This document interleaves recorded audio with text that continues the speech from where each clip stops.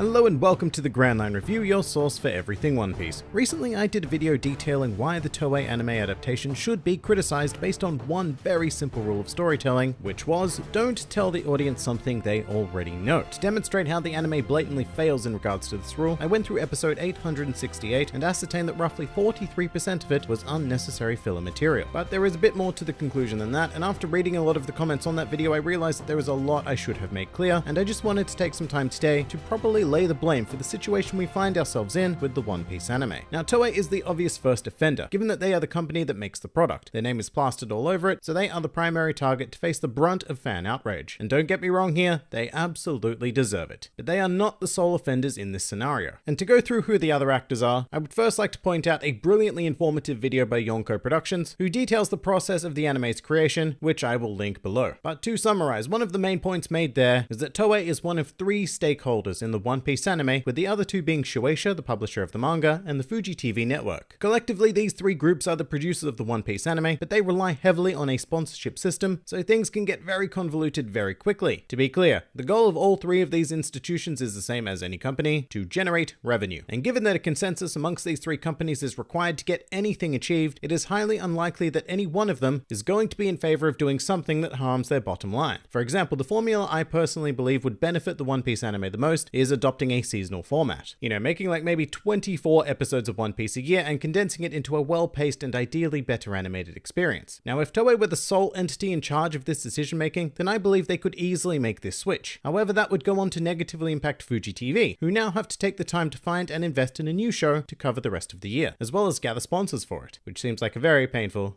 experience. From the perspective of Fuji TV, it's probably much easier to maintain a steady income with secured sponsors over a yearly run. But my argument to that is that less One Piece does not necessarily mean less income. You just need to adopt a new strategy. I mean, if the quality of the anime was higher and more in demand because we had periods of like half a year without seeing it, then it could command a primetime slot, rather than the Sunday morning time slot it has now, which was given to it after declining viewership. However, if One Piece could command a primetime slot, then it would result in garnering a higher price from sponsors and advertisers who want their product showcased while the program is featured. But once again, that's a painful road for Fuji TV to travel down, and we also need to consider the third part of this triumvirate, Shueisha. While Shueisha do have a stake in the anime, their primary goal with having this adaptation is to sell more manga. What they want is to keep One Piece relevant in the public eye all year round so that they can maintain consistent sales of magazines and volumes. Having One Piece become a seasonal property would result in Shueisha having half a year or more essentially fighting for themselves, and there would almost certainly be a drop in sales. So you get the idea. It would be next to impossible for the desires of one company to gain any traction without an incentive involved for the other two. As a result, what we have is compromise. Glorious compromise. One Piece as it is makes all three entities enough money to be happy with their particular arrangement at the moment, and there is absolutely nothing the Western world can do about it. I'd say the only way forward would be to protest and just stop watching the anime, but even if the entirety of the Western world stopped watching it, look, Japan simply doesn't care. The One Piece anime is a show marketed towards a young Japanese demographic, and the sponsors showing off their products are looking to do so to garner Japanese attention. The only thing that will ever change the state of the anime would be a massive decline in their viewership, and that is unlikely to happen in the lifespan of the series because young kids are much more forgiving with their entertainment. They aren't like us annoying adults who have to nitpick everything and demand that something actually be worthy of our time to watch. It's a fantastic mindset, one that I really wish I could return to, but at the same time it doesn't change the fact that these three entities have a stranglehold on the anime adaptation. The staff of Toei Animation in particular may be exceptionally hardworking and dedicated individuals, but there is nothing they can do against this corporate mandate. The only hope remaining for One Piece in terms of a well-animated medium is the surely eventual re-release of the series, or even a reanimating of the series in a fillerless Dragon Ball Z Kai-esque form. But I highly doubt that will happen until after the series has concluded, or very close to that. In any case, the point of this video was to apologize for my demonizing of Toei alone in the previous video, when in fact what I meant to do was demonize Toei, Shueisha, and Fuji TV equally. This axis of powers is going to milk the series for everything it's worth, and there is absolutely nothing we can do about it. But the manga is still out there, and it remains one of the most fantastic stories ever told. Even if you're not a manga reader, I would strongly encourage you to adopt it in this special case. But if you are still a staunch anime watcher, then I wish you good luck. I'm really glad that the anime does have its fans, and that it brings more people into the wonderful realm of One Piece. The goal of my criticism is not to spread general hate for the anime or its fans. I just desperately want this series to reach its absolute potential, and while this is probably a cry that is going to fall on deaf ears in terms of the people that actually have the power to do anything about it, I think it's important that we as a community come together to discuss things like this rather than bury burying our heads in the sand.